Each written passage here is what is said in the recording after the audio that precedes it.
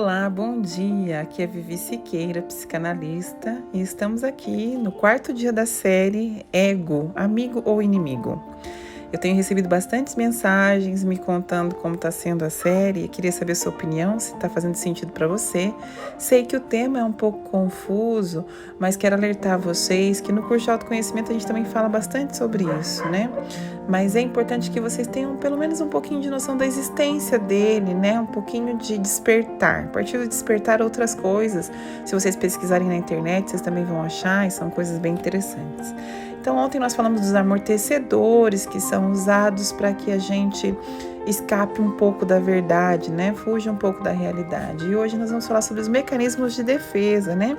Então, o que seria o mecanismo de defesa do ego? O mecanismo de defesa é uma manobra mental que a gente usa para se defender da vergonha e da humilhação, se defender daquilo que é a verdade, não para amortecer, mas para se defender. O amortecedor normalmente a gente usa contra a gente mesmo, e a defesa a gente usa com relação às pessoas à nossa volta, né? Então eu vou citar alguns deles, eu tenho até um PDF, que são os mecanismos principais de defesa, que eu vou colocar para vocês também, aqui como opção para leitura. Mas vou dizer algum deles para que vocês saibam quais tipos de mecanismo a gente tem, né? A anulação é um deles, né? Eu finjo que não aconteceu nada e anulo, né? Tipo, esqueço.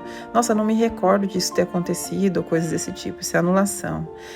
Tem a conversão, que seria quando converte para a psique, em psicossoma. Então, tem alergias, doenças de pele, por exemplo, que são ligadas, são totalmente atreladas.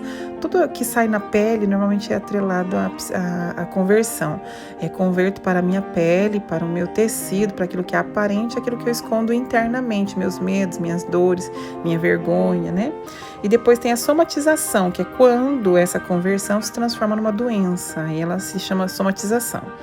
A gente tem o mecanismo da fantasia, onde eu crio cenários externos para me defender da realidade. Fantasio coisas, falo de coisas que não existiu, conto histórias, e muitas vezes pode ser confundido com a mentira. Mas, na verdade, a pessoa que usa como mecanismo a fantasia, muitas vezes, ela não tem noção de que aquilo é uma fantasia, uma versão da verdade que ela está querendo esconder. Intelectualização, é aquele blá blá blá, sabe, racional, quando eu não quero entrar em contato com a verdade, eu preciso colocar as teorias. Então, o curso de autoconhecimento é muito bacana para quem tem esse mecanismo de defesa da racionalização, porque ajuda a pessoa a entender melhor as teorias e, a partir daí, a baixar o mecanismo de defesa. Então, a gente tem a negação também, quando eu nego o desejo e nego o pensamento. Não, isso não tem nada a ver, não é comigo, né? Eu não tenho esse ego, imagina, eu não sou invejoso, eu não sou vaidoso, eu não tenho esse problema, coisa desse tipo. A dissociação é quando eu quero ser outra pessoa. Normalmente acontece isso depois de estresse. Às vezes eu passo por um estresse muito grande, uma perda de um relacionamento, coisas assim, e no outro dia eu acordo outra pessoa, quero usar outro tipo de roupa, quero cortar o cabelo, enfim. Então, dissociação é um outro mecanismo de defesa. Atuação é quando eu coloco um ato, uma memória, um padrão para fora, né? Seria quando eu atuo de um jeito diferente. Quando eu não quero lidar com a rejeição, por exemplo, eu atuo como sendo uma pessoa super bem resolvida, né? Ou quando faz trabalho voluntário para não olhar para as próprias culpas que carrega, né? Isso também é um mecanismo de defesa. Anotei também a formação reativa, que é o oposto ao sentimento, ao senso, né? Então, de repente, eu sou homossexual e eu trabalho na homofobia, sou uma pessoa homofóbica, né? Falo mal de todos os homossexuais. O meu desejo era me prostituir, sair com todo mundo, e eu falo mal das prostitutas ou coisa desse tipo, né? Deslocamento, quando eu tiro de um local e jogo para o outro. Então, eu tô com raiva e eu começo a bater na mesa, né? Vou varrer a casa, de repente eu chuto o móvel, ou bato na porta, quebro a porta, qualquer coisa quando eu desloco a minha sensação para um outro objeto. Isso acontece também com filhos. Às vezes as esposas, os maridos brigam, né, entre casal e deslocam para os filhos. brigam com os filhos, xingam os filhos de coisas que não necessariamente precisa, né? Aliás, nem acho que precisa xingar um filho, mas quando acontece um deslocamento, aquele xingo é muito maior do que é o necessário, vamos dizer assim, né? A gente tem, inclusive, filhos que são filhos de casais desse tipo, que fazem um deslocamento, né? Repressão, que seria reprimir o que sente de desagradável, né? Fingir que nada está acontecendo, reprimindo, se isolando, ficando quietinho no canto escuro, né? A gente também tem o isolamento do afeto, que seria quando a pessoa, por exemplo, ela foi afetada por um abuso sexual, daí ela limpa a casa, que nem uma maluca, o tempo todo limpando, como se quisesse tentar tirar a sujeira de si própria, desorganização. Ela organiza, porque ela quer tirar a desorganização de dentro dela, né? Então, ela neutraliza o sentimento, criando um processo de objeto externo, seria mais ou menos isso, né? Identificação com o agressor também é um outro tipo de mecanismo de defesa. A pessoa passa a agir igual ao agressor. Então, ela condena uma pessoa que foi violenta e ela passa a ser violenta também. Ela passa a fazer disso um processo de violência, né? Ela começa a ser violenta com as pessoas à volta dela, ela começa a ser violenta com o marido, com o filho, mesmo tendo tido pais violentos e condenando, inclusive, esse tipo de situação. Então, na questão dos mecanismos de defesa principais, são esses que eu citei para vocês, né? Eu acho que tem alguns também, onipotência, a gente vê bastante, que são pessoas que têm como fantasia ser melhor e ter superpoderes, né? Ser melhor que as outras pessoas. Mecanismo de idealização, quando eu transformo os outros em ideais, sabe? Tipo fanatismo, tipo fulano de tal é o mastermind, ele é muito bom, ele é tudo de bom.com, ele é a pessoa que eu preciso ser igual, ele não tem defeitos e coisas desse tipo, né? A desvalorização também é um mecanismo de defesa, menosprezar algo porque eu não sou como essas pessoas, né? Eu desvalorizo a pessoa porque eu não sou como ela, eu acho que não consigo, não tem potencial, né? A clivagem, que é a separação do bom e do mal, também é um mecanismo de defesa. Quando eu tenho que dizer, esse é bom, esse é mal. Criar uma cisão de mundo, né? E sendo que ninguém é tão bom e ninguém é tão mal. A vida é assim mesmo, né?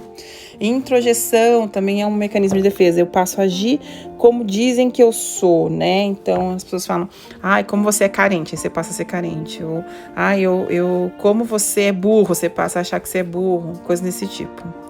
Então, esses são os mecanismos de defesa principais. A gente tem os mecanismos de defesa bons também, que eu acho que vale a pena a gente citar. São mecanismos de defesa que também são usados no dia a dia, né? Se é que existem mecanismos bons, porque qualquer coisa usada em excesso, né, vai acabar de alguma forma atrapalhando vocês. Mas antecipação, a gente quando se prepara, planeja algo, é um mecanismo de defesa para o nosso sofrimento. Mas é um mecanismo de defesa que pode te ajudar. A autoobservação, quando eu me distancio um pouco de mim para enxergar com mais clareza. Isso também é um mecanismo de defesa bom.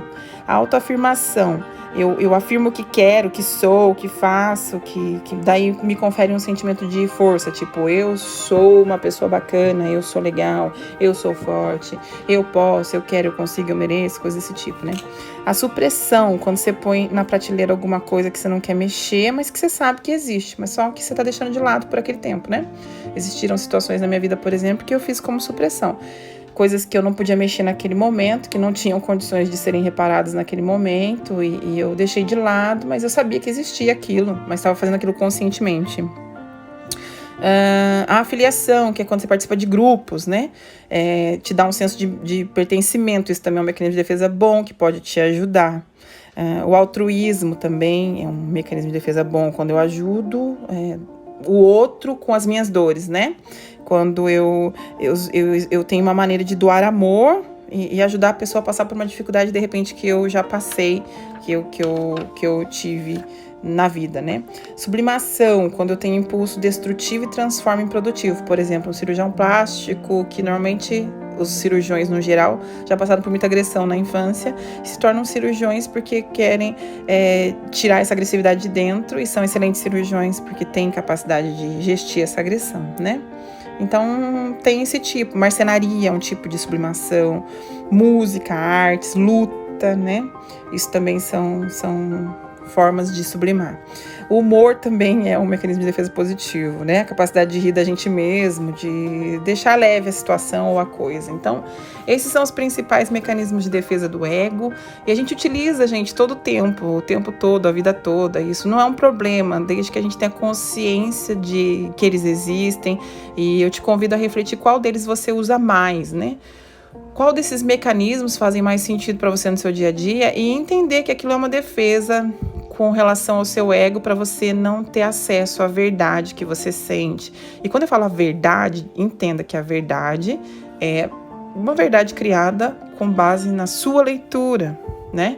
E não necessariamente a verdade absoluta. Espero ter ajudado você com mais esse áudio e amanhã nós vamos falar como é que a gente pode então fazer as pazes com o nosso ego e viver bem em todas essas circunstâncias e situações. Vejo você amanhã no áudio 5 da série Ego, Amigo ou Inimigo. Beijo grande!